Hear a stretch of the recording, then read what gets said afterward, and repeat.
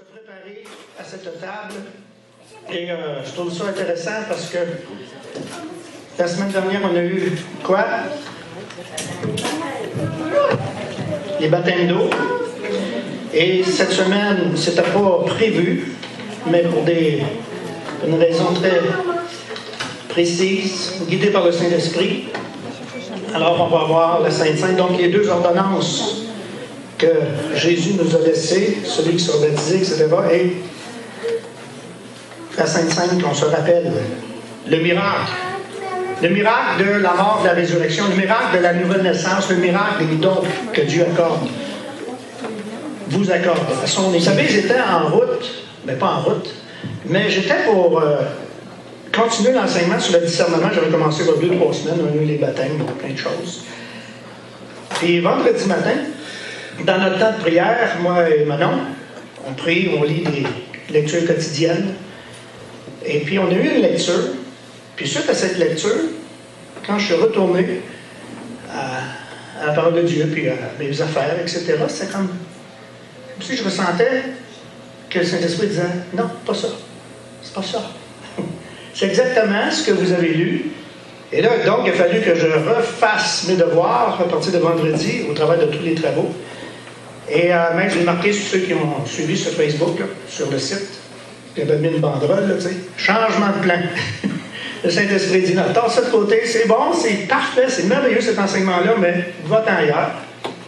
Et dans le fond, avec les chants ce matin, comme vous le savez, quand il arrive un petit changement de même, j'en parle à personne, je reste ça entre moi et le Seigneur. Je dis, c'est vraiment le Seigneur, là, regarde, on va le voir. Et ce matin, avec les chants que m'avait choisi, c'est right on, 100%.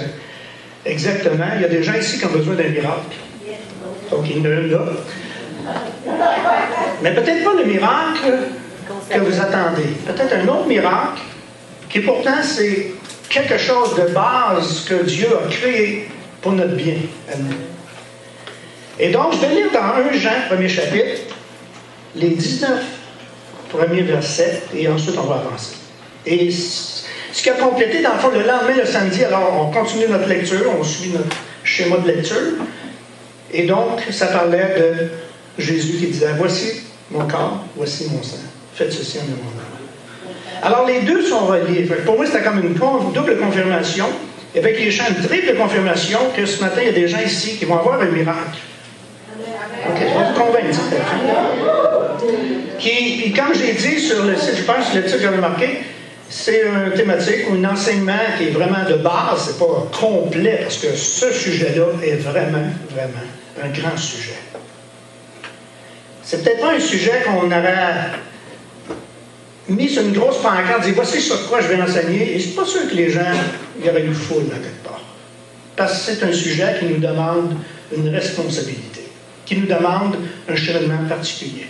Mais c'est un enseignement qui peut révolutionner notre vie, ta vie, la vie de ta famille et la vie de l'Église, et même la vie de la communauté. C'est une base que Dieu a créée, qu'il a fait, qu'on l'apprend peut-être un petit peu à la légère, ou qu'on l'apprend peut-être pas à la légère, mais comme faisant partie du plan du salut pour nos vies. Mais c'est quelque chose de plus profond que ça. Et plus j'étudiais, j'ai eu juste 2 jours pour me plonger dedans, et c'est incroyable, c'est profond, c'est grandiose, et j'espère que vous allez...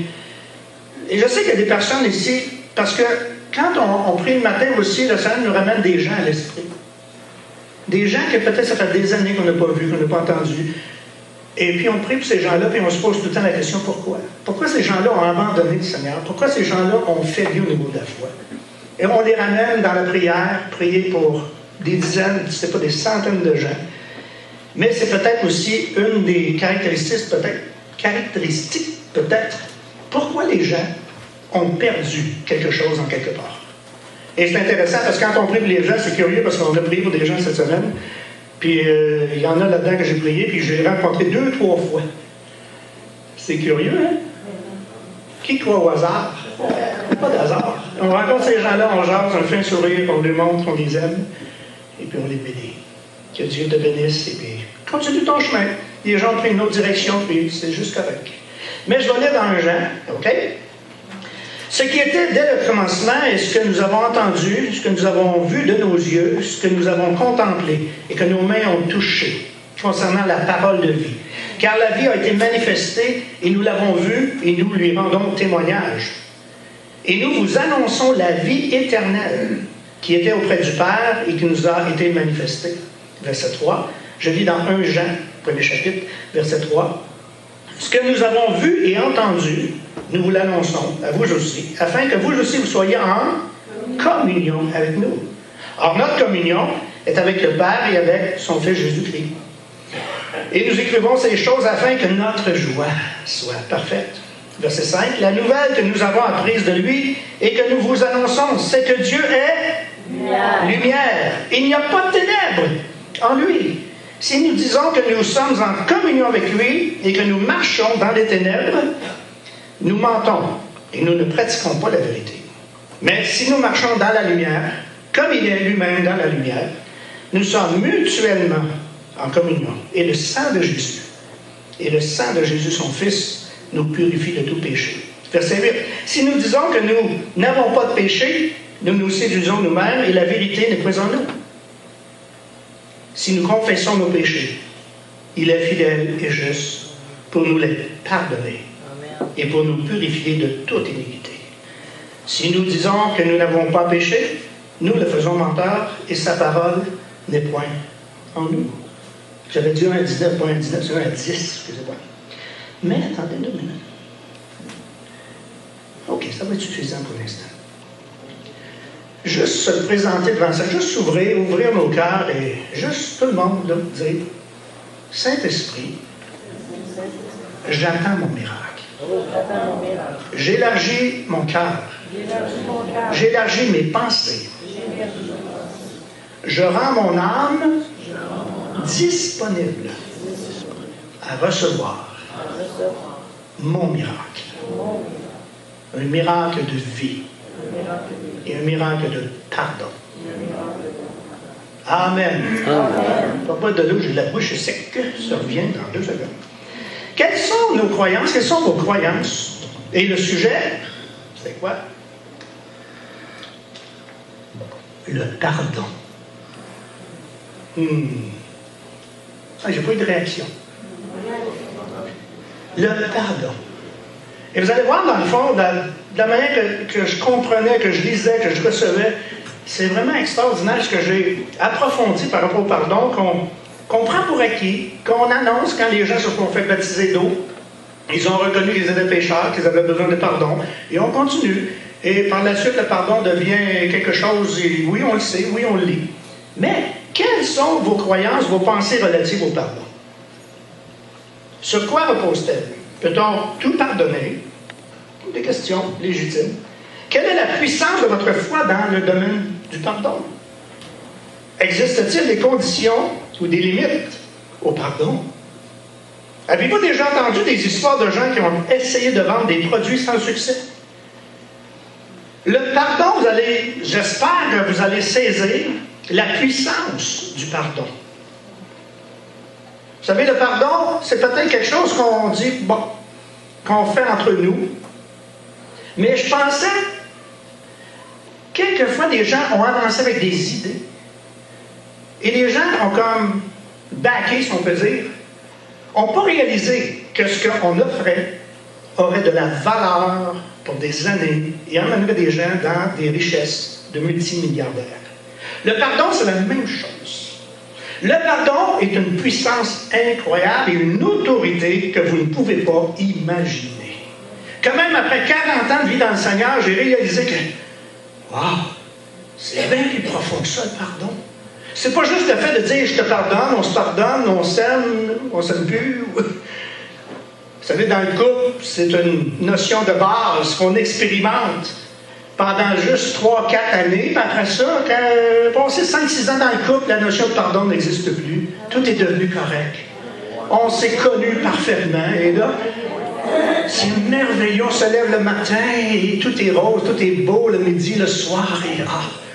Et à 40 ans, c'est le summum de la perfection. Justement, c'est sûr que je le dis, pas là. Mais le pardon, c'est un peu comme... connaissez-vous, attendez, comment il s'appelle? Arlen David Sanders. Harlan David Sanders. Qui est-il? Et ce gars-là, après 1009 fois d'avoir essayé de passer une recette de poulet à des restaurants, 1009. À la 1010e, il y a un restaurant qui a dit on va checker si ça marche ton affaire. Colonel Sanders. OK? Deuxième chose. Connaissez-vous Soichiro Honda? Ah, c'est facile, celle-là. Soichiro Honda. C'était un ingénieur. Il s'est présenté, savez-vous où pour la première fois? Chez Toyota Motor Corporation.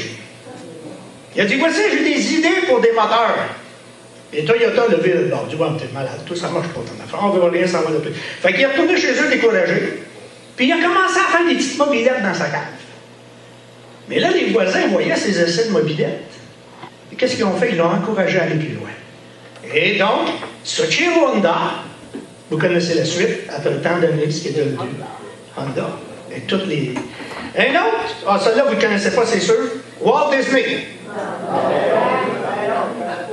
Walt Disney a été congédié par un éditeur de journal car il manquait d'imagination et n'avait pas des bonnes idées. Hey, je pourrais continuer de même. J'ai regardé sur des sites pour des gens, il y en a des. Je pense qu'il y avait un site qui avait 38 personnages où, à la base, ils sont arrivés avec quelque chose, puis les gens ont dit non, c'est pas bon ton affaire.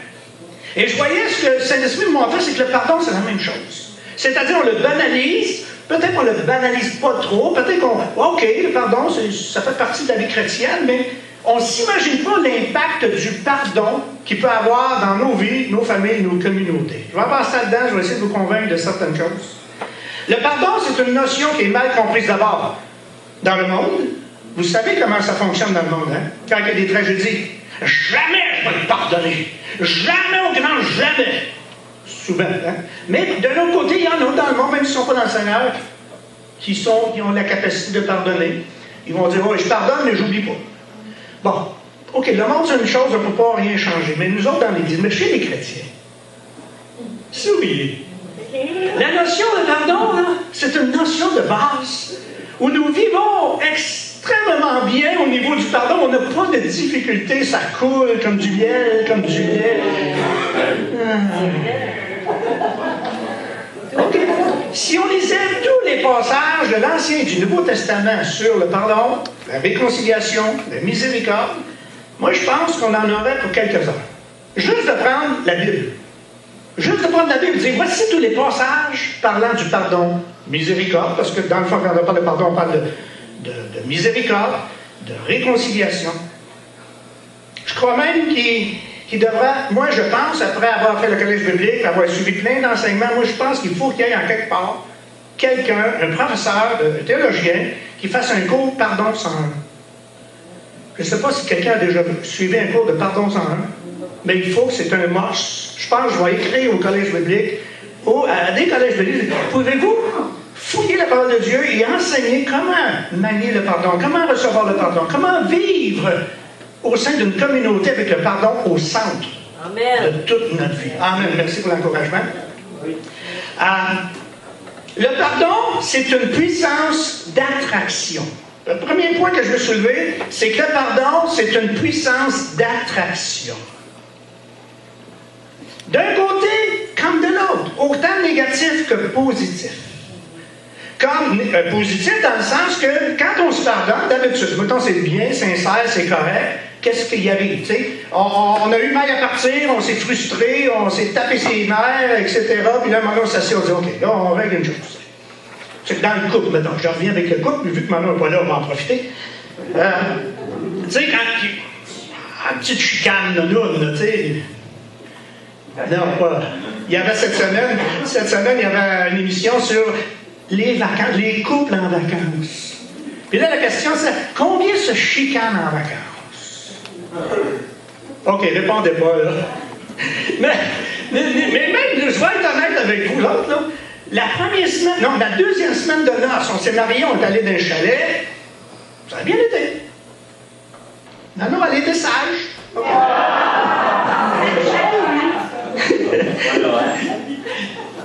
Hey, on s'ennuyait tellement qu'on est parti de la dentiste pour acheter une TV pour revenir au chalet. Ça n'a pas de sens. Mais la deuxième, on est allé dans un camp chrétien. Et c'est là que j'ai accepté le Seigneur, donc à la fin de la semaine. Là, j'avais reconnu Dieu, mais c'est tout, je n'étais pas sauvé. Mais la deuxième semaine de noces au camp chrétien, oh, taboué. Hey, la chicane, puis peur après. Pouvez-vous croire ça? Oui. Oui. Et par la suite, tout s'est réglé, parce qu'on ne s'est plus jamais chicané de la vie. OK, ma vie est partie. Mais ça fait partie de la vie. Puis, mais ce que je voulais dire, c'est, après le pardon, lorsqu'on a réglé l'affaire, on se parle en couple, là. Vous savez, hein, comment ça finit? Ça finit bien, puis c'est le fun. OK, bon. Mais la puissance, le pardon est une puissance d'attraction. C'est-à-dire qu'une fois qu'on a réglé, on se réattire l'un à l'autre. Et là, oh, excuse-moi ma chérie, je te demande pardon. La prochaine fois, fais attention. OK, non. On ne dit plus ça. Dans les premières années, on le dit. Après ça, on se dit, non, je suis pas. Puis il ne faut pas revenir là-dessus. Donc, c'est une puissance d'attraction. Mais en même temps, c'est une puissance d'attraction à l'inverse, au côté négatif. Parce que Satan déteste le pardon. Satan ne peut pas sentir le pardon. Parce que le pardon, vous allez voir, il y a d'autres phrases clés à sortir. Le pardon, c'est une puissance. Oui, c'est une puissance d'attraction, d'un côté comme de l'autre. Donc, il faut savoir comment attirer la bénédiction et ne pas attirer les puissances des ténèbres. Et si les puissances des ténèbres s'approchent, parce que vous le savez, le plus grand malheur, si on peut dire, le plus grand... Comment le dire? Préjudice. OK. Le plus grand préjudice à l'Évangile et à l'Église, c'est les chicanes d'Église. On disait dans le temps les chicanes de clocher. Avant ça, on pensait que c'était juste les catholiques. On s'est aperçu dans le road que même nous, les évangéliques, les chicanes de clocher. Les chicanes pour des points mineurs. Et est-ce que, hier, on était attablés au McDrew pour souper, puis il y avait une gang de jeunes, puis d'un coup, ils ont commencé à parler de religion. Et là, tu sais, quand moi je fais, là, j'ai dit à un moment donné, je vais entendre de quoi ils parlent, mais tu voyais qu'il y avait un préjudice à la religion. Puis là, ça me tentait de tirer ma chaise. Je dis, je vais aller m'asseoir avec eux autres, dire, hey, vous avez une bonne discussion, on va jaser. Mais je ne suis pas sûr que les gars, t'as un petit peu chaudasse, là, pas sûr que j'aurais été bien accueilli.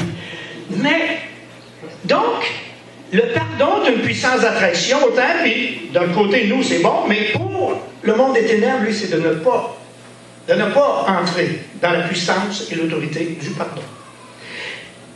Une autre révélation, en réfléchissant là-dessus, en faisant tout mon devoir, sur les histoires de réveil. Les biographies surtout, j'ai lu beaucoup de biographies sur les réveils. Qu'est-ce qui a provoqué le réveil? Et souvent, on entend les 7 clés du réveil, les 8 clés du réveil, les 12 clés, puis bon, toute la panoplie de clés de réveil. Mais, en repensant comme il faut à tout ce que j'ai lu sur les biographies de ceux que Dieu a utilisés pour des grands réveils, savez-vous ce qui était la base du réveil? Le pardon. C'est-à-dire qu'il y avait des situations où les pasteurs ou les évangélistes, ou peu importe les gens qui ont été à la base, avaient expérimenté quelque chose de profond au niveau du pardon. Et pas au niveau du pardon d'Église, au niveau du pardon personnel, au niveau de la crise que certains pasteurs ou certains hommes de Dieu ont traversé et ont persévéré dans le pardon de Dieu. Et c'était vraiment à la base, juste un exemple, pasteur Castellanos, le réveil du Brésil, ou des églises de 10 000, 15 000, c'est des petites églises. Là. Mais le pasteur Castellanos, lorsqu'il était en Californie, lorsqu'il a débuté son ministère, là, puis ça, c'est 25-30 ans. Il avait, comme je ne me souviens plus combien de membres dans son église, 3-4 000 membres. Et du jour au lendemain, il y a un serviteur qui était comme son associé, qui s'est levé contre le pasteur et il est parti avec la moitié de l'église. Alors, dans la biographie du pasteur Castellanos, c'est sûr que ça brise une communion, ça brise, et ça donne de l'amertume, quelquefois, veut pas. Les pasteurs, les hommes de Dieu, ils sont dans une chair la même que tout le monde. Et ça fait mal. Mais dans la biographie, le pasteur traverse son désert, vit dans le pardon d'une manière surnaturelle. Et au bout de la ligne, n'oubliez pas, le pardon est une puissance d'attraction. Et donc, à cause de sa responsabilité au niveau de relâcher le pardon, Dieu, un jour, dites ça avec moi, one day, je dis en anglais, là, Dieu est descendu dans l'Église. À cause de ce que tu as mis de l'avant. Et dans le fond, c'est pas tant les miracles, les conversions, toutes ces choses-là, parce que nous, on met l'accent sur, quand il y a un réveil, l'extérieur. Un peu comme les disciples, quand les disciples ont dit à Jésus, « Hey, les colonnes du temple, vois-tu, c'est beau, c'est quand le royaume? » Jésus dit, hey, « Regardez pas à l'extérieur, regardez plus loin que ça. » C'est comme les racines d'un arbre. Dans le fond, on voit l'extérieur d'un arbre, mais les racines sont aussi importantes, et derrière plus importantes, pour tenir dans les vents contraires. Et le pardon fait partie de ces racines-là qu'il peut emmener. Je donne l'exemple de John et Carol Arnott, Toronto. L'Église a été blastée, et puis les critiques en ont fait tout un, comment je dirais ça, un michoui. Mais quand vous lisez, quand vous connaissez John et Carol Arnott, dans la catégorie des papas de l'Église, les plus humbles et les plus ouverts, ces gens-là, j'en ai pas connu comme eux. Et savez-vous quoi? Ces gens-là ont traversé des crises dans leur vie. Divorce, etc., rejet. Mais John et Carol, ils ont écrit un livre sur le pardon. Mais c'est curieux parce que tout le monde a mis l'attention sur les miracles surnaturels, sur bon, les foleries, puis que le monde disait, puis les affaires qu'on ne comprenait pas, alors que ces deux personnes-là ont été dans un désert et une place où ils ont appris à marcher avec Dieu, dans le pardon, de tout ce qu'ils ont vécu pendant des années. Et ça, dans le fond, c'est pas highlighté, on dit quoi en français? Surligné.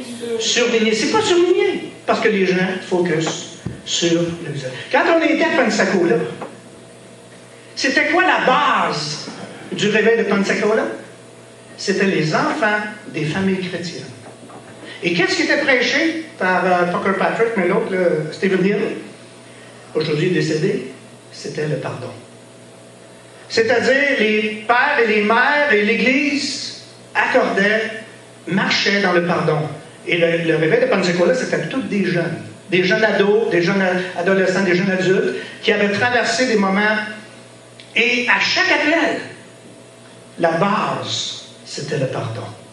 Et tôt ou tard, et c'était la fête des pères, en 94 ou 95, 94, que le Saint-Esprit, tout à coup, a pris l'Église en main. Basé sur quoi? Non pas sur un prédicateur très important, non pas sur le nom de l'Église ou sur l'importance de l'Église, mais la base était quoi? Le pardon. C'était la base. Alors, je pourrais vous en compter de même dans les biographies où le pardon est la base essentielle d'une révolution. Nous, on met notre attention sur l'extérieur, alors que Dieu veut nous donner une piste de réflexion ce matin, pas juste à nous, mais à tous, sur une base incroyable et importante. Selon le petit Robert, pardonner, c'est quoi pardonner? C'est tenir une offense pour non-avenue. Je le dis exactement comme c'est écrit là.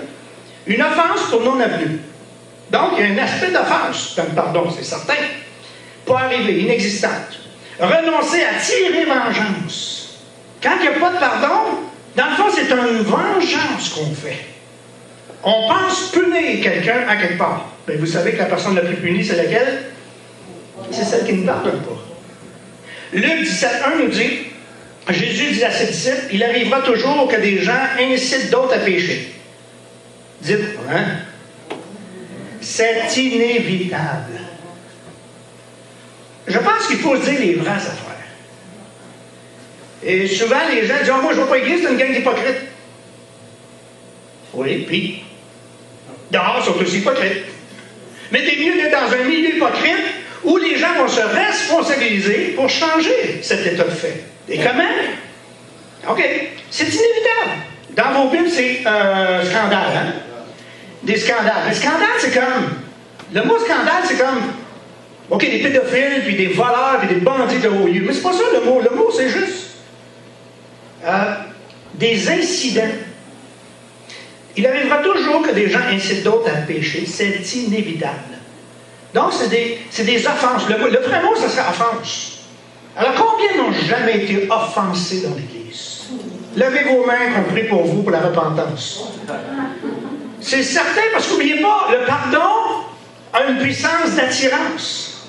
Alors, vous entrez dans le pardon de Christ, vous êtes baptisés et vous rentrez dans une communauté où des gens de tout caractère, de toute idée, et tu sais, de vivre ensemble, de vivre le dimanche matin comme ça, c'est beau, t'es fine, l'extérieur te bénit, c'est fort. Mais si on restait ici, si on barrait les portes pour une semaine, en Argentine, il y a une vingtaine d'années, il y a un pasteur qui a demandé, a voulu rassembler les pasteurs de l'Argentine. Vous savez, s'il y a un réveil en Argentine, c'est parce que des gens se sont assis et ont dit, OK, on arrête. Le pasteur, il a fait appel à tous les pasteurs de la région. Il y en avait une couple, là. Ils ont dit, j'aimerais vous parler, j'ai une révélation. Une révélation. Miracle, OK, on y va. Ils rentrent dans la pièce, puis il y avait des gens à l'extérieur, ils ont dit, mettez des chaînes aux portes. Puis attendez que je vous dise d'ouvrir les portes. Et là, c'est assez que les pasteurs disent, les pasteurs, écoutez, moi j'ai une Bible, ça dit, aimez-vous les uns les autres, pardonnez-vous les uns les autres, supportez-vous les uns les autres, marchez en unité. Commence à lire toute la Bible, il dit, maintenant, nous sommes divisés, les portes sont barrées. Nous allons rester ici jusqu'à ce que 100% de nous tous, nous nous libérions de cet esclavage que nous avons et qui fait obstacle à l'Évangile. Les pasteurs ont paniqué. Mais ils sont restés, je ne sais plus combien de jours, là, ça fait longtemps que j'ai lu ça, ils sont restés jusqu'à ce que la totalité des pasteurs s'entrelacent les bras dans les bras, se pardonnent, s'aiment, pleurent. Wow! Et juste à ce moment-là, ils ont ouvert les portes. Et savez-vous que le réveil est arrivé dans les jours qui ont suivi? Chaque église représentée dans la salle, des gens venaient par dizaines, par centaines, sans aucune évangélisation, sans publicité. On ne savait pas pourquoi ils venaient à l'église. Mais moi, je sais pourquoi ils venaient à l'église. Parce que le pardon est une puissance d'attraction. C'est beau, j'aime ça le geste. Le pardon est une puissance d'attraction. Pensez pas à des films bizarres. OK. Bon, donc, des blessures, c'est inévitable. Des offenses, c'est inévitable. Mais malheur à celui qui en est responsable. J'ai une autre version, parce qu'ici, ça dit malheur à celui par qui ils arrivent. Mais puis dans les mots grecs, alors celui qui est responsable. Dans le sens que, responsable, pas dans le sens que je fais exprès. Parce que oui, on peut faire exprès. Mais combien on est offensé sans faire exprès? Hein, on passe tout droit, la classique, là, c'est le pasteur passe tout droit à côté de la brebis, puis il oublie de dire bonjour, puis la personne est choquée, puis le pasteur m'a pas dit bonjour. Moi, j'en reviens depuis à l'église. Tu sais, ça, c'est le classique. T'sais. Mais responsable dans le sens, ça se peut qu'on soit responsable, ça se peut qu'on soit inadvertant, ça se peut qu'on commette, et puis, c'est sûr, je pourrais en compter des dizaines de choses où j'ai fait, puis que je me suis pas aperçu, puis que les gens, après ça, t'as choqué contre moi, ils me voient, mais tu m'as fait ci, tu m'as fait ça. C'est une minute que je réfléchisse, là. Puis si je ne m'en rappelais pas, qu'est-ce que je suis obligé de faire? Ben, je m'excuse, je te demande pardon, je n'ai pas porté attention. La prochaine fois, tu sais, moi, par l'oreille, par la chemise, « Hey, je suis là! » Ah, OK, t'es là. Et donc, le pardon est nécessaire pour que la cohabitation soit bien. Donc, responsable, peu importe. On est responsable, on n'est pas, OK, quelqu'un vient nous voir, tu m'as blessé, puis là, tu te rappelles pas, qu'est-ce que tu fais? Ben là, t'es bien bébé, t'es bien fafard, t'es bien lala. Non, la mesure, c'est, excuse, écoute, même si tu me le dis, peut-être que je m'en rappelle pas, mais je t'ai pensé que je t'ai blessé. Bien, on règle ça tout de suite. Et la prochaine fois, dis-moi là, attends pas 2 mois. On ne court pas après tout le monde à chaque minute. Il faut quand même être sage. C'est pas pour des niaiseries. On parle pour des choses sérieuses quand même. Vaudrait mieux pour lui être précipité dans la mer avec une pierre de meule. Écoute, quand tu mets un passage de même, tu n'attires pas grand monde d'église. Mais on va le lire parce qu'il est dans la Bible. Je ne sais pas si vous l'avez dans vos Bibles. Moi, je l'ai. Bon. À son cou, afin de faire tomber. Avec une pierre de meule à son cou, que de faire tomber, OK, que de faire tomber dans le péché, l'un de ses hommes croyants. Veillez donc sur vous-même et sur votre manière de vivre. Si ton frère, les filles, vous n'êtes même pas dans le tableau, c'est bizarre, hein? On dirait que c'est juste les gars qui font ça. Ouais, non, les filles aussi. Si ton frère s'est rendu coupable à ton égard, si ton frère péché, ici, il va préciser, parce que je pense que c'est une belle précision, s'est rendu coupable à ton égard, pas à l'égard d'un autre. Souvent, les gens viennent me voir, puis c'est pas un reproche, là, je vous dis, là, c'est correct. Pasteur, j'ai entendu quelque chose de pas correct par rapport à l'Église ou par rapport à toi. Peux-tu t'en mêler? Et là, je réponds, à moins que ce soit, tu sais, quelqu'un qui a tué quelqu'un et que le corps est enterré dans le cours, là, bon, OK, peut-être. Mais d'habitude, c'est pas des affaires si graves que ça. Fait que là, moi, j'ai l'habitude de dire aux gens, écoute, tu as été témoin d'une telle chose, d'une telle parole. OK. Si ton frère s'est rendu coupable, à quoi? À ton égard. Parce que c'est toi qui es blessé, c'est pas moi. Mais si tu me l'aurais pas dit, j'aurais pas été blessé, moi, de tout. Là, tu me le dis. Mais, en tout cas, moi, en ce qui me concerne, je suis difficilement offensable. Ça peut arriver. Mais de moins en moins, c'est la grâce de Dieu. Parce qu'il faut apprendre, si on n'apprend pas, on ne change pas. À ton égard, reprends-le. Oh, quelle belle instruction pour l'Église, n'est-ce pas? Reprends-le. Faites-lui des reproches en conséquence. Je vous lis dans une version où ça a comme étiré le langage. Je ne vous donnerai pas, mais je vais vous donner juste une piste au niveau du grec sur le mot reprends-le, mais faites-lui des reproches en conséquence. C'est-à-dire, ce n'est pas des reproches n'importe comment ou sur n'importe quoi. En conséquence. Si la conséquence est grave, OK, si ce n'est pas une grande conséquence, prie le Seigneur, puis c'est bien beau, c'est correct, c'est pas grave. Si tu as la chance de parler plus tard, adresse le sujet. Écoute, tu sais, on a abordé quelque chose. Penses-tu que ça serait pas mieux de l'aborder d'une autre manière, d'avoir un autre... Bon. En conséquence, s'il change d'attitude, donne-lui un délai de 7 jours pour changer. Non. S'il change d'attitude, pardonne-lui. S'il change d'attitude, pardonne-lui, parce que tout est question d'attitude là-dedans. Au verset 4, même s'il revient te trouver... Oh non. Non, Seigneur, je ne veux pas lire ça, oui. Même s'il revient te trouver 7 fois de suite le même jour. Quand quelqu'un n'apprend pas, il n'apprend pas. Bon. En disant, je me repens de ce que je t'ai fait. Quelle conséquence? Pardonne-lui. Vous savez, c'est combien, 7 fois? 77 fois, ça fait là. 490 par jour? Avez-vous un calepin? Vous allez avoir besoin d'une coupe de calepin là-dedans. Verset 5, les apôtres dirent au Seigneur, fortifie notre foi. La réponse des disciples est claire. C'est comme, hey, pas faisable ça. Fortifie ma foi. Seigneur, là, c'est difficile. Est-ce que le pardon est difficile? Est-ce que l'offense est difficile? Absolument. C'est pas quelque chose de banal. Le pardon, c'est pas simplement une question d'action non plus, mais d'attitude. Parce que des fois, on peut se débarrasser, hein? Ah, je m'en vais. Ce matin, dans le champ, j'ai osé vous le dire. Tu sais, quand ça disait dans les yeux. Oh, non, j'ai dit, non, on va les ménager. C'est quel champ dans les yeux? On parlait des yeux. Tentais de vous dire, prenez une personne à côté de vous, femme à femme, homme avec homme, couple ensemble, regardez-vous dans les yeux. Et comment ça disait? Je vois l'amour, la grâce. Je vois l'amour, la grâce dans tes yeux.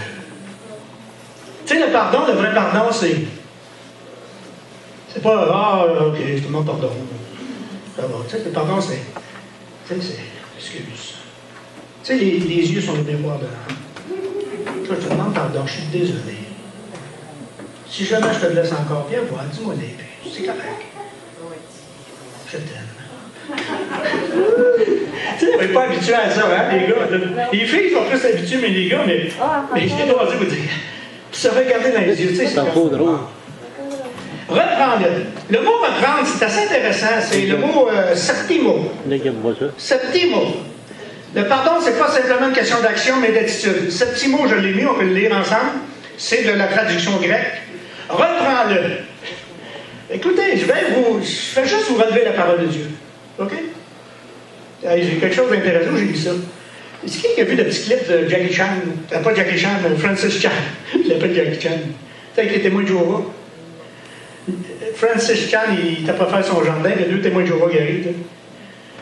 Puis là, il va aller partager le quoi, Charlie. Ben voyons.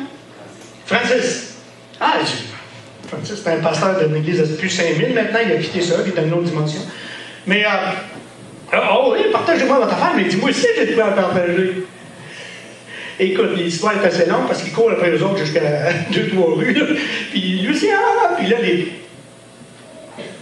tu sais, puis là, Francis dit, moi, je lis la Bible puisque le Seigneur entend mes prières. Puis là, les autres disaient, ben non, Dieu n'entend pas les prières. Puis Francis, il est honnête, il dit, c'est vrai, tu as raison, le Seigneur n'entend pas toutes les prières à cause du péché, à cause de ci, à cause de ça. Puis il finit en disant, mais moi, il les entend. En voulant dire, tu sais, je me tiens dans la parole. Puis là, eux autres, ils sont comme offusqués. C'est non, il y a juste les anciens qui peuvent te guider dans la parole. Puis là, lui, dans le fond, la discussion, c'est, écoutez, vous êtes capable de la lire. Si vous avez quelqu'un de plus instruit que vous, mais qui garde son esprit dans la parole, qui donne la valeur de la parole de Dieu, d'accord. Mais si quelqu'un vous dit, Michael puis Jésus, c'est des frères, pas Michael, ouais, puis Satan, c'est des frères, ou ils disent des niaiseries qui n'ont pas d'allure, ne croyez pas les hommes, croyez la Bible. Amen, merci de m'encourager. Croyez la Bible. Alors, le mot reprend-le. Ce petit mot. C'est menacer, recommander sévèrement, reprendre, parler sévèrement, repousser, réprimander, censurer, réprimer. Bon, ça, c'est une partie du mot. Le mot inclut 2 parties. La deuxième partie, c'est montrer du respect, honorer, élever le prix. Le mot reprend-là, dans le fond, c'est pas juste négatif. Le mot reprend-là inclut une notion de quoi? De respect. Si je t'aime, je te respecte. Et l'ami aime en tout temps. Et dans le malheur, il se trouve un fer. Et puis, les proverbes du poêle, puis qu'il peut te planter un couteau dans le dos. Dans le fond, on reprend là, c'est l'idée de, oui, ça peut être, on reçoit une réprimande. Qui ne reçoit pas une réprimande avec jouet? Tu sais, personne, quand on dit, on s'assied, on t'écoute, faut que je te parle. Attends, on va mettre mes bouchons. Oui. Non, c'est pas agréable. Parce que c'est l'idée de Jésus qui dit à ses disciples et qui dit pour l'Église. Et puis là, n'oubliez pas, il va aller avec les pharisiens par la suite, les scribes des pharisiens, puis c'est ça que Jésus a fait, les a repris. Mais pensez-vous qu'il les a repris pour les abaisser, pour les diminuer, pour les tuer? Non, c'était pour les réveiller, de dire, écoutez, vous connaissez Dieu, vous annoncez la parole de Dieu, alors je veux vous honorer, je veux vous respecter, et surtout, mon respect premier va être la réalité du Père. Honorer. Se reprendre, saviez-vous, c'est s'honorer les uns les autres. OK, là, hein, ça fait mal. Ça fait mal, mais c'est correct. Élevez le prix de... Combien vous valez? Vous valez, n'oubliez pas, la prunelle des yeux de Dieu. Et sans la répréhension, on ne peut pas grandir. Ça fait partie de la vie. Maintenant, si tu avances, tu es tout le temps en train de reprier, peut-être qu'il y a un problème. Là, il faut regarder peut-être d'autres choses. Là. Vous savez, le pardon, il y a 2 phases. On ne regarde pas parce que, oui, le pardon les uns avec les autres, mais il y a le pardon vers soi-même. C'est quand même une autre dimension où il faut un petit peu plus de travail sur soi-même parce que des fois, on va avoir plus de difficultés à se pardonner soi-même. Ça aussi, il faut travailler là-dessus, mais ce n'est pas là-dessus que je veux délier ce matin. C'est le pardon qui attire, qui est une puissance d'attraction pour un réveil, pour une manifestation de la gloire de Dieu. C'est là-dessus. Romains 15-14, quand même c'est important de le dire. Pour ce qui vous concerne, mes frères, je suis moi-même persuadé que vous êtes pleins de bonnes dispositions, remplis de toute connaissance, on va l'avoir, et capables de vous exhorter les uns les autres. J'ai une autre traduction qui dit, chers frères, je suis fermement persuadé que vous êtes dans de bonnes dispositions, remplis de bons sentiments et remplis d'une pleine connaissance, parfaitement capable de vous aider. Dites ça avec moi, de vous aider, parce que on doit s'aider les uns les autres à marcher sur le droit chemin et compétent pour vous instruire mutuellement. Ok, je l'avais sur le PowerPoint, mais le but est, savez-vous que le but est à l'écoute de la parole de Dieu ce matin, et n'importe quand, d'écouter une prédication, d'assister à des réunions, des événements, peu importe. n'est pas seulement de nous donner de la connaissance, mais surtout de nous rendre. On va voir le mot. Alors ça, c'est dans Romains 15. La répréhension, la manière dont on doit se parler, c'est sûr que souvent, hein, la connaissance, toute connaissance. Dans Romains, ça dit toute connaissance. Des fois, on avance sur un sujet, en ce qui nous concerne, puis il nous manque que de bout. On entend dire, et là, on arrive, non, c'est pas comme ça. Toute connaissance. Donc, ça nous prend un petit travail de savoir plus de choses que juste d'entendre dire ou de penser que. Des fois, c'est juste nos sentiments, nos pensées. Tu sais, c'est comme Joanne, pas Joanne Cite, là. Joanne, qui était pour se marier la semaine d'après à Saint-Henri, quand j'étais pasteur, puis j'annonce la semaine prochaine, Joanne, elle va se marier avec Jacques, et elle va sourire. Et là, après la réunion, elle vient me voir, pasteur, pourquoi t'as dit ça? Parce que tu vas te marier. C'est heureux, c'est un événement heureux. T'as-tu envie de dire que je ne souris jamais? Non. Tu sais, c'est comme elle l'a pris comme bizarre. Hein? Combien prennent des paroles ou des idées comme ça bizarres, puis c'est pas ça prend tout. Alors, remplir de toute connaissance. Donc, il faut s'informer. Tu sais, alors, je ne parlerai pas de ma femme, OK. Bon. Deuxième point, c'est quoi capable? C'est-à-dire, ça vit tes sentiments. Tu sais, me dire, là, mettons, tu as été travailler, ça a mal été, tu t'es stationné, tu as mis une étiquette, tu t'es rentré chez vous, le chien il t'a mordu, bon, il a mouillé, tu n'avais pas de parapluie. T'es mieux de pas aller dans une répréhension à quelqu'un, t'es mieux de tasser, te coucher, dormir, et prendre des vacances. C'est ça que ça signifie. Des fois, on est vite, hein, ça gâchette. Il faut tourner sa langue. Et le troisième, c'est quoi? Compétent. Moi, j'avais un chum, c'est vieux. À un moment donné, il commence à reprendre quelqu'un sur un sujet, puis je me souviens, c'était à la librairie chrétienne. Et là, il rentre dans le sujet comme s'il connaissait ça, puis l'autre, il en connaissait comme 3 fois plus. Il disait, écoute-moi, vite, bang, bang, bang, bang, bang. Je me suis dit, t'en es comme un chien battu. Compétence. On n'aborde pas tous les sujets. Tu sais, exemple, qu'est-ce que j'entendais, tu sais, moi, je ne comprends pas un curé qui conseille un couple avec 12 enfants. Ou tu sais, la petite maison dans la prairie, là, tu sais, ils sont partis en vacances, puis là, c'est comment il s'appelle le grognon, là? Édouard, monsieur Édouard. Là, il dit, va bien garder tes enfants. Compétent. Écoute, as-tu vu ce bout-là? La petite maison dans la prairie avec Édouard qui court après la petite, puis les filles, puis il lui fait manger du serpent, puis... Tu comprends-tu? La compétence, c'est quand même un item assez important pour être capable de vivre dans la répréhension. Donc, le but d'être à l'écoute, c'est ça, c'est responsable. Rappelez-vous, tout a commencé. Où tout a commencé, cette histoire de pardon-là? Savez-vous où elle a commencé? Et qu'est-ce que ça l'a engendré? Hey, c'est loin! Ça a commencé où?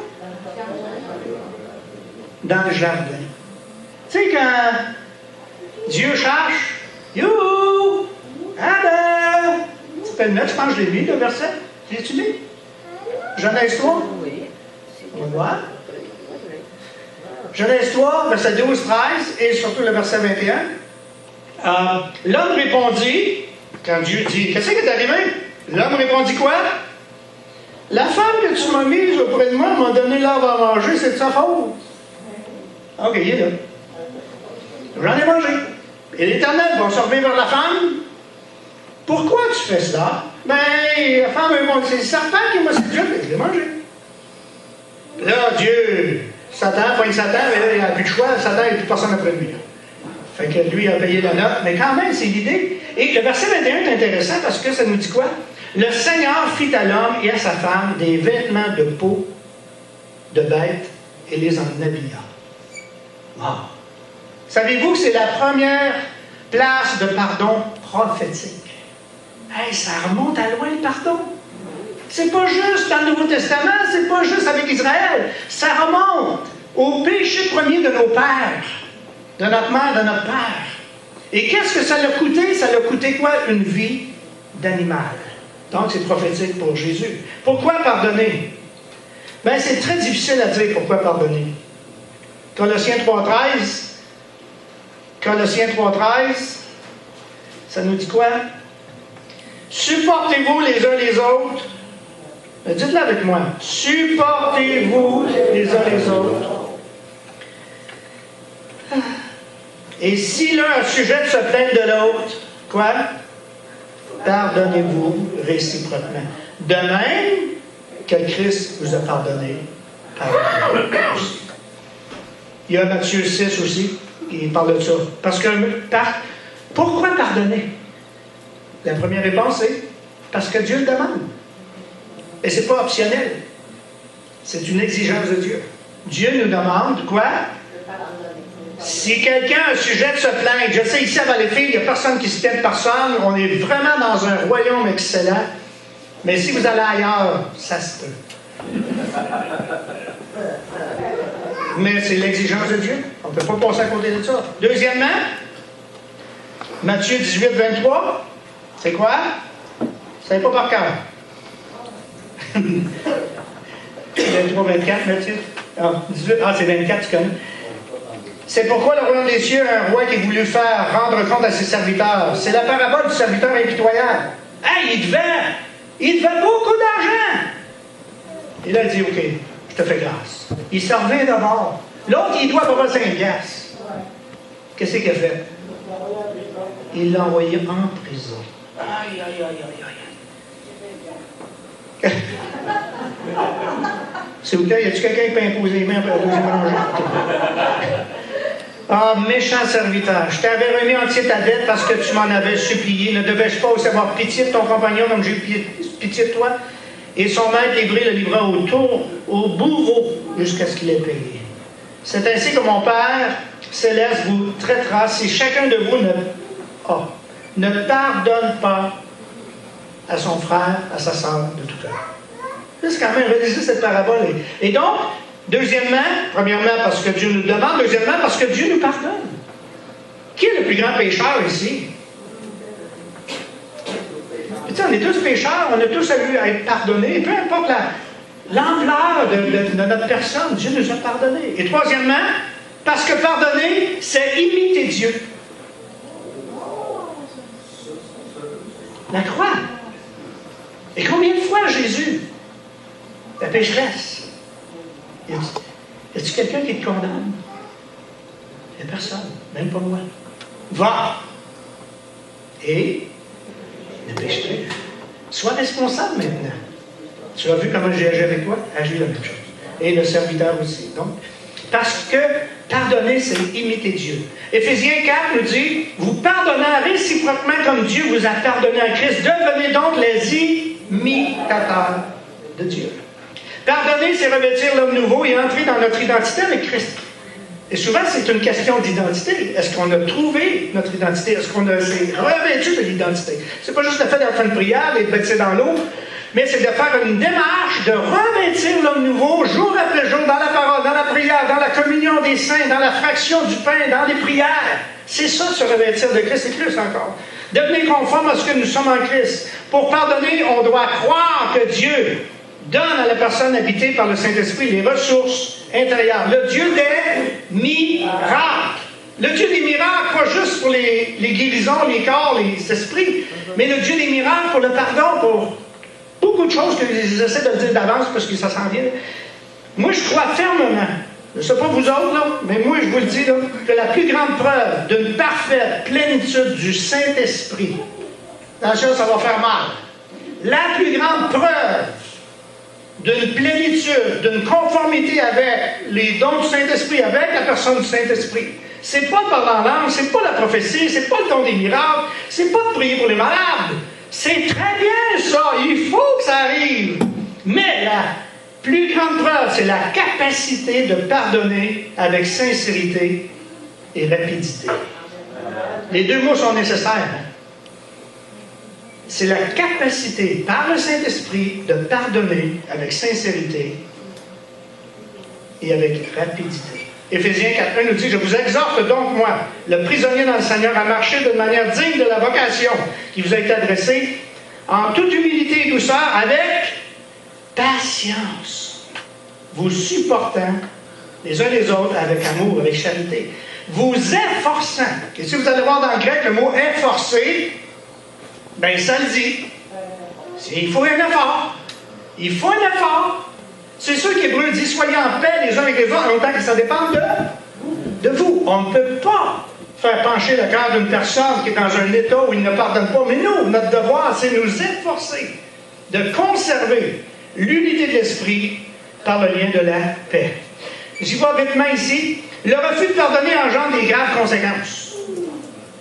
Matthieu 12, 31-32. C'est pourquoi je vous avertis, n'importe quel péché, quelque injure fait à Dieu pourra être pardonné aux hommes. Mais si quelqu'un fait injure au Saint-Esprit, cela ne lui sera pas pardonné.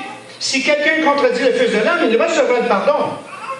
Mais si quelqu'un contredit la conviction intérieure qui lui donne le Saint-Esprit, cela ne lui sera pas pardonné, ni dans la vie présente, ni dans le monde à venir. Dites à quelqu'un, ouch! OK, il y a plusieurs interprétations sur ce verset. Certains disent que c'est juste appliqué aux Juifs. Moi, je pense que non, c'est pas juste les Juifs. Parce que la conviction du Saint-Esprit, comme on vient de le lire, il y en a des centaines de versets par rapport au pardon. C'est comme, c'est pas une option de pardon, il fait partie. Et qui nous convainc de pardon, de justice, de repentance? Le Saint-Esprit. Alors, si on se ferme au Saint-Esprit, c'est sûr qu'on ne peut pas avancer. Alors, c'est vraiment un blasphème, c'est quelque chose de pas normal. De combien de fois? J'ai été en présence de gens où il a fait, tu sais, je l'ai déjà raconté, pour ceux qui ne savent pas, à un moment donné, quand on a traversé des situations difficiles, les gens étaient méchants avec moi. Pouvez-vous y croire? Ma femme m'a dit un jour, quelqu'un qui nourrit des oiseaux et des écureuils, il ne peut pas être mauvais. Puis des minous. Les marmottes, par exemple, c'est un bon. Mais là, à un moment donné, tu sais, oui, dans la frustration, dans le rejet, puis dans le combat spirituel, dans le combat physique quasiment, tu sais, tu rencontres des gens, puis les personnes ne te regardent pas, ils disent pas bonjour, puis tu es rien, tu as une crotte. Puis là, toi, tu dis, attends une minute, à moi la vengeance, à moi la rétribution. Tu sais, je passe à côté des personnes. Hey, ça n'a pas pris 15 secondes. Bang! Saint-Esprit. Qu'est-ce que tu fais là? J'irai à l'appareil. Pied de doigt. Ça fait mal. Ouais, mais la croix est où dans ta vie? Christ, est-ce qu'il a porté tous tes fardeaux? Et là, je m'en allais comme un repentant. Mais là, la personne n'était plus là, je peux pas. Un jour. Tu sais, il y a des jours comme ça, le Saint-Esprit. OK. Maintenant, tu vas avoir un exercice à faire. J'ai envoyé une note par écrit à la personne. Pas de réponse. Un jour, elle était attablée à un des membres de l'Église qui est toujours ici, présent. Et je vois l'auto, je rentre. Et devant 2 témoins. Je regarde la personne et je dis, tu sais, quand je t'ai rencontré, j'ai été méchant. Tu n'as pas fait ce que je veux. Je te demande pardon. Et j'avais mes 2 témoins avec moi. Je ne sais pas s'ils s'en rappellent. Léopold et Madeleine. Ça ne rappelait pas de ça, ça fait longtemps. Voilà, là, Madeleine, elle se souvient, j'ai dit. Ne pas obéir au Saint-Esprit m'aurait causé des problèmes. Le refus de pardonner nous éloigne de la communion avec Dieu aussi. Dans le Notre Père, nous demandons à Dieu de nous pardonner nos offenses comme à ceux qui nous ont offensés. Si vous pardonnez aux hommes leurs fautes, votre Père Céleste vous pardonnera aussi, mais si vous ne pardonnez pas aux hommes, votre Père Céleste ne vous pardonnera pas non plus vos fautes. Quand on est offensé, blessé, offusqué, voire même trahi, rejeté, mettez la paix des situations. C'est moi la paix des situations, j'ai de la misère avec le pardon, c'est moi! Mais peu importe. On doit comprendre que le non-pardon est un obstacle à nos prières et à la bénédiction de Dieu. Plein de versets qui disent, et comme, allez voir ça, Francis Chan, c'est ce qu'il disait dans le fond. Nos péchés mettent un obstacle. Alors tu peux prier des heures et des heures et des heures, mais si tu n'as jamais été dans la sphère du pardon, si tu n'as jamais réglé tes affaires dans la mesure du possible où tu pouvais les régler, alors tu pries pour rien, arrête. Va te réconcilier. Vous savez, la parole de Dieu dit dans Matthieu 16, Matthieu 18, si tu sais quelqu'un a quelque chose, vas-y, fonce. C'est exactement dans le sens d'Éphésiens, Paul qui nous écrit, reprends-le. C'est-à-dire, le reprendre, c'est pas juste négatif. C'est de régler une situation afin d'être en communion avec Dieu. C'est ça qu'on a lu dans Jean. Si nous disons que nous sommes en communion avec Dieu, si nous disons que nous n'avons pas de péché, le péché, c'est manquer le but. Si nous manquons le but, alors on est menteurs. Et Dieu ne peut pas opérer des prodiges au milieu de nous. Il attend. il attend que cette base soit bien établie, bien forte. Hébreux 5, 7, 9. C'est lui qui, dans les derniers jours... OK, l'autre bout, ça n'avait pas fini. Le non-pardon donne absent à nos prières, la bénédiction de Dieu, alors que le pardon nous introduit dans une intimité nouvelle avec le Seigneur et rend nos prières efficaces et libère l'action de Dieu dans nos situations et dans nos relations. Hébreux 5, 7, 9. C'est lui qui, dans les derniers jours de sa chair, ayant présenté avec de grands cris, avec larmes, des prières, des supplications à celui qui pouvait le sauver de la mort, et ayant été exaucé à cause de sa piété, a appris, bien qu'il soit fils, l'obéissance par les choses qu'il a souffertes, et qui, après avoir été élevé à la perfection, est devenu pour tous ceux qui lui obéissent l'auteur d'un salut éternel. Dans le fond, ne pensez pas que Jésus-Christ, sa démarche de ministère et sa dernière semaine de souffrance a été facile à traverser. Il n'y a jamais un de nous qui va pouvoir dire ma situation est pire que Jésus. Jamais on nous dirait dire le même.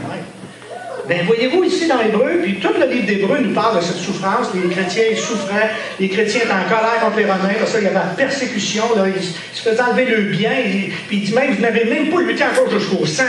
Combien ont lutté jusqu'au sang à date? En Afrique, en Iran, en Irak, ils luttent jusqu'au sang. Et regardez l'attitude de ce que vous voyez sur Facebook, les gens qui acceptent la souffrance, la persécution, non pas en redonnant de la colère, quoi que ce soit, mais en acceptant la situation. Parce qu'oubliez jamais, dans le fond, notre éternité, nous, elle n'est pas dans ce monde, et dans la présence de Dieu pour l'éternité. Bien, l'obéissance par les choses qu'il a souffert. Des fois, on pense que c'est juste la souffrance physique, mais c'est pas juste la souffrance physique, c'est la souffrance qu'on essaie de marcher en communion avec tout le monde. Et c'est tout le temps l'idée, comment ça se fait qu'on n'est pas tous dans la même église? Comment ça se fait qu'on est... Il n'y a pas de pouvoir sur les autres. Je n'ai que de pouvoir sur moi-même. On a de pouvoir ici que sur nous-mêmes. On a de puissance que sur nous-mêmes. Mais vous savez, le pardon, s'il est comment je fais ça? S'il est mis tous ensemble, si on vit tous dans cette sphère de pardon incroyable, n'oubliez pas, le pardon est une puissance d'attraction. C'est-à-dire qu'il y a des gens qui ne nous aiment pas, des gens peut-être qui, même dans le monde séculier, hier on se promenait partout en ville, puis c'était effrayant, je me disais, j'en connais-tu du monde? C'est le fun de voir des gens. Ah, salut pasteur, le propriétaire du IGA, la case, c'est un bon ami. Tu sais, on n'a pas besoin de taper sa tête ou de leur rentrer l'évangile dans la bouche. On a juste à les aimer. Et autant qu'avec les gens qui sont mal aimés ou mal aimants, la même chose. On aime tout le monde, qu'ils soient des grands, des chefs d'entreprise ou des gens qu'on rencontre dans le parc ou dans la rue qui ont des difficultés physiques ou quoi que ce soit. On les aide, d'un côté comme de l'autre, par les choses qu'il a souffert. Parce que ça s'apprend, à un moment donné, en marchant, on réalise. Puis comme je disais, on prie. C'est curieux parce que les dernières semaines, Dieu nous a ramené plein de gens. Des gens qui n'ont pas été mal, des gens qui ont... Puis c'est comme, le pardon, c'est une puissance qui libère. C'est-à-dire, tu es capable de prier pour les gens, de dire, Seigneur, bénis-les. Je ne sais pas ce qu'il y en a, mais il y a besoin de ta grâce parce que j'ai eu besoin de ma grâce. Pas probablement que moi aussi j'ai traversé un chemin où je n'ai pas été mal en quelque part. Mais ce que j'ai appris, ma responsabilité, c'est de demeurer dans ce pardon constamment. Vous savez, le pardon, attendez, j'ai une petite phrase, une belle petite phrase. On est quelque part, on m'a trouvé à un moment donné. Le pardon, c'est pas juste une question d'action, c'est une question d'attitude. C'est un style de vie, le pardon aussi. OK, est-ce qu'on gagne le concours tout le temps? Est-ce qu'on n'est jamais frustré? Est-ce qu'il n'y a jamais irrité? Eh non, vous le savez, mais sauf que soyez promptes. Il faut se remettre en question constamment, dire, oh, là, j'ai fait un geste qui n'a pas d'allure. Pardonne-moi, Seigneur. Puis on se renforce. Puis la prochaine fois, il y a un beau clip que le gars, le chauffeur de taxi, je pense, ou le gars là, qui rentre dans les chars, là. C'est pas pire, ça, là. Personne ne l'a vu, c'est pas pire. La question, OK. Ah, je ne peux pas pardonner. Oh, c'est dur de pardonner. OK. Donc, la question, c'est pas tant le pouvoir. La volonté. Avons-nous soumis notre volonté à Christ? On est supposé. Et Philippiens nous dit quoi? Car c'est Dieu qui produit. C'est qui?